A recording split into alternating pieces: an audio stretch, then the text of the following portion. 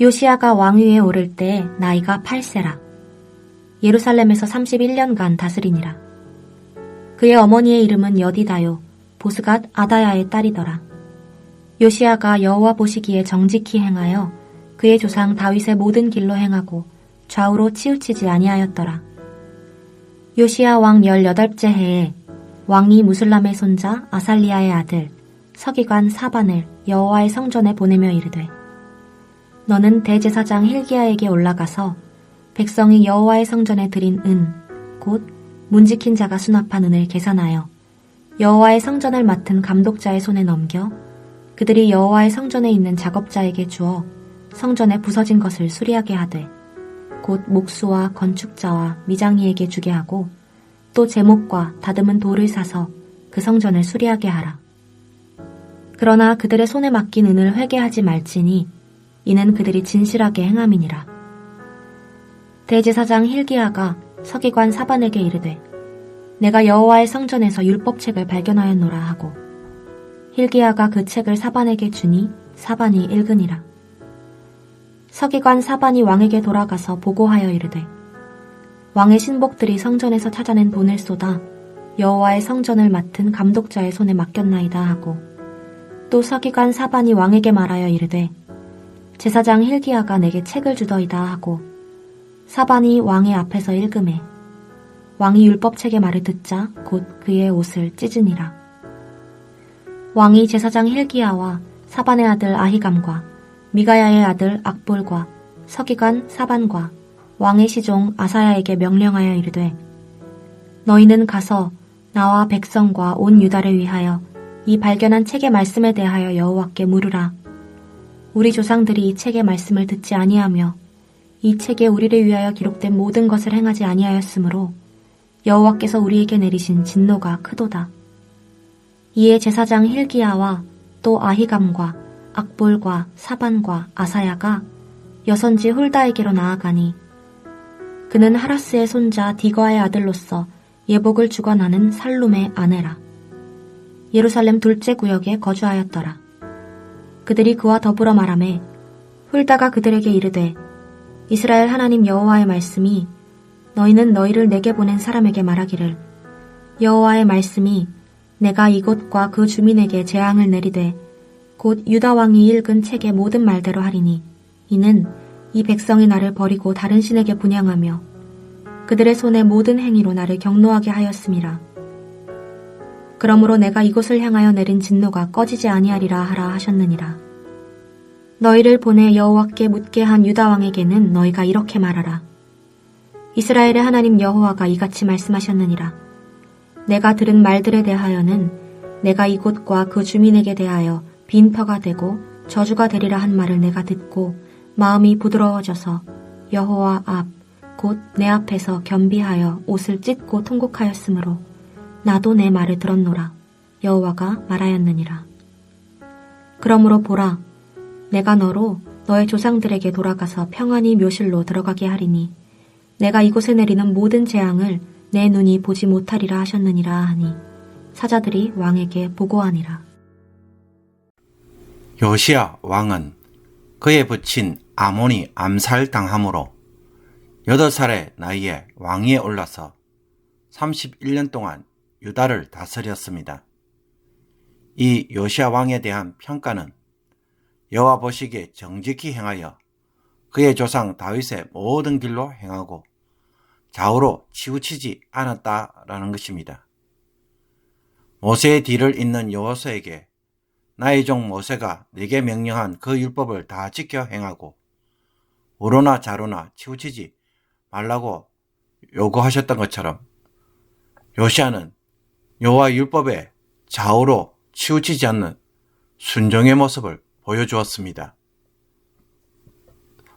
23장 25절에 따르면 이런 요시야에 대하여 마음과 뜻과 힘을 다하여 모세의 율법을 지킨 왕은 이전에 없었고 이후에도 없었다고 말합니다. 역대하 34장 3절은 요시야가 왕위에 오른 지 8년째 되던 해에 그의 조상 다윗의 하나님을 비로소 찾았다고 말합니다. 그리고 12년째 되던 해에는 유다와 예루살렘에 있는 산당을 제거하고 우상들과 바알 제단 및 태양상과 아세라 목상 등 여러 우상들을 가루로 만들어 제사하던 자들에게 뿌리고 우상을 섬기던 제사장들의 뼈를 제단 위에 불살라 예루살렘을 정결케 하였습니다. 그리고 북왕국에서는 므낫세, 에브라임, 시므온, 납달리 지역까지 우상과 제단들을 부셔뜨렸습니다. 제18년째 되던 해에는 서기관 사반을 통해 대제사장 힐기야에게 성전을 보수하도록 명령합니다. 이 성전 수리는 요아스가 했던 성전 공사와 매우 유사합니다. 아마도 요시아가 이 일에 대하여 잘 알고 있었던 것으로 보입니다. 백성들이 성전에 바친 헌금을 레위인들이 수거하고 정산하면 그 돈을 레위인 감독자들에게 주고 감독자들은 그 돈으로 목수와 건축자, 미장이들을 고용하도록 하였습니다. 그리고 작업자들은 받은 돈으로 필요한 제목과 돌을 구입하여 성전을 수리하였습니다. 그런데 대제사장 힐기야가 성전을 수리하던 중에 율법책을 발견합니다. 힐기야는 이것을 서기관 사반에게 알리고 그 책을 그에게 줍니다. 사반은 그 책을 읽은 후에 요시야 왕에게 나아가 성전 보수 공사의 진행 과정을 보고하면서 성전에 바친 헌금이 공사 감독자들에게 전달되었음을 알립니다. 그리고는 힐기야가 발견한 책에 대하여 언급하면서 그 책을 왕 앞에서 읽습니다. 이때 율법책의 내용을 들은 요시야는 어떤 반응을 보입니까? 율법책의 말을 듣자마자 옷을 찢습니다. 왜 그렇습니까? 13절에 따르면 우리 조상들이 이 책의 말씀을 듣지 아니하며 이 책에 우리를 위하여 기록된 모든 것을 행하지 아니하였으므로 여호와께서 우리에게 내리신 진노가 크다는 것을 깨달았기 때문입니다. 그래서 발견한 책의 말씀에 대하여 하나님이 앞으로 어떻게 하실 것인지 제사장 힐기야와 아히감, 악볼, 사반, 아사야에게 하나님의 뜻을 묻도록 지시합니다. 언약 백성으로서 살지 못하였기에 하나님의 진노와 심판이 필연적이며 또 어떻게 될 것인지 묻지 않을 수 없는 것입니다. 제사장 힐기야와 신하들은 여선지자 훌다를 찾아갑니다. 훌다는 왕에게 두 가지를 전하도록 그들에게 들려줍니다. 첫째는 하나님이 예루살렘과 주민들에게 재앙을 내리되 곧 유다 왕이 읽은 책에 모든 말대로 하겠다는 것입니다. 이스라엘이 우상숭배와 악행으로 하나님을 경노하게 하였기 때문입니다.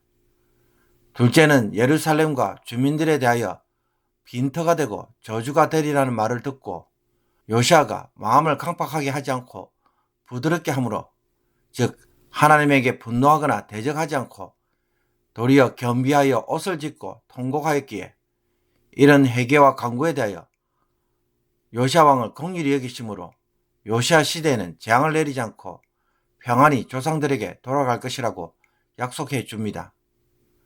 하나님의 약속대로 요시아는 유다가 멸망하기 전 23년 전에 죽음으로써 유다에 임한 재앙을 목격하지 않게 됩니다. 요시아의 신앙계획은 제일 먼저 우상을 제거하고, 둘째 성전의 예배를 회복하며, 셋째 율법의 말씀 앞에서 순종하는 모습으로 진행하고 있음을 보여줍니다. 그러므로 성도의 신앙적 갱신과 부흥을 이루려고 한다면 어떻게 해야 하겠습니까? 먼저 회개함으로 죄로부터 돌이키는 모습을 하나님 앞에 고백해야 합니다. 요시아는 우상과 제단을 파괴하고 북이스라엘 땅까지 그 일을 하였습니다. 이것은 하나님이 나에게 먼저 복을 주시고 응답해 주시면 그때 내가 돌이키고 하나님을 온전히 따르겠다고 말한 것과는 정반대의 모습입니다. 회개를 통해 하나님에게 우리의 진실된 마음을 먼저 드러내는 것이 신앙의 개혁의 첫 출발점인 것입니다. 그런 후에 회복되어야 할 것이 무엇입니까? 예배와 말씀 순종입니다. 회개 후에 예배와 순종으로 나아갈 때에 참된 회복이 일어나는 것입니다. 예배와 말씀 순종의 반대는 무엇입니까? 우상 숭배와 악행입니다. 이것은 하나님의 징계와 심판을 초래합니다. 그러므로 이 기초를 바로 세우는 것에서 참된 신앙의 개혁과 변화가 든든히 세워집니다. 나에게는 이는 신앙의 기초가 든든히 세워져 있습니까? 말씀을 통하여 한번 점검하는 오늘 하루가 되기를 원합니다. 그리고 하나님은 여호와의 율법에 대하여 요시아가 옷을 찢고 겸비하며 통곡하자 하나님이 그의 말을 들으셨다고 합니다. 하나님의 말씀을 듣고 회개하는 요시아에 대하여 하나님은 그의 시대에는 심판이 임하지 않도록 해 주십니다.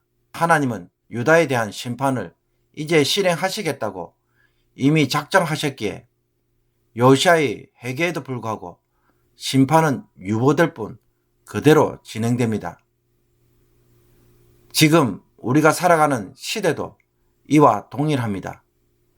세례 요한이 선포한 것처럼 예수 그리스도가 오심으로 구원과 심판이 동시에 이루어져야 했지만 하나님은 구원을 먼저 선포하시고 심판은 뒤로 미루셨습니다. 그러므로 이 중간 시대에 살고 있는 우리는 어떤 상태일까요? 심판이 잠시 유보된 상황입니다. 그러니 언제라도 하나님이 심판하셔도 아무런 문제가 없는 상황입니다. 우리가 이런 상황에서 살고 있는 것을 기억한다면 어떻게 살아야 하겠습니까? 하나님의 자비와 긍휼을 입도록 신앙의 계획을 자신의 마음에 이루는 자가 되어야 할 것입니다. 참된 회개 위에 예배와 말씀 순종의 삶을 바르게 세우는 성도에게 요시아 왕에게 주어진 은혜를 누리게 될 것입니다. 세상에 이렇게 휩쓸리고 저렇게 휩쓸리며 정함이 없이 요동치는 마음이 아니라 하나님에게 영혼의 닻이 내려져서 결코 흔들리지 않는 성도의 삶을 바로 세움으로써 요시아 왕이 누렸던 축복을 모든 성도님들이 누리시기를 주님의 이름으로 축복합니다. 기도드리겠습니다. 하나님 아버지, 요시아 왕처럼 이제는 좌로나 우로나 치우치지 아니하며 방황하는 마음을 버리게 하여 주옵소서. 세상과 하나님 사이에 고민하며 왔다 갔다 하는 모습이 아니라 이제는 회개하고 돌이키며 예배와 말씀 순종 위에 자신의 삶을 굳게 세우는 자들이 되게 하여 주옵소서. 세상을 살아가는 자들이 아니라 하나님의 말씀을 지키기 위해 이 땅에서 살아가는 인생으로 근본적으로 바뀌어지게 하여 주옵소서. 그래서 요시아 왕처럼 하나님의 심판이 유보되고 평안한 삶을 자신의 시대에 살아가는 성도가 되게 하여 주옵소서. 하나님께서 들으시는 기도를 하며 하나님의 자비와 긍휼로 인생을 마무리할 수 있는 자들이 되게 하여 주시옵소서. 예수 그리스도의 이름으로 기도하옵나이다. 아멘.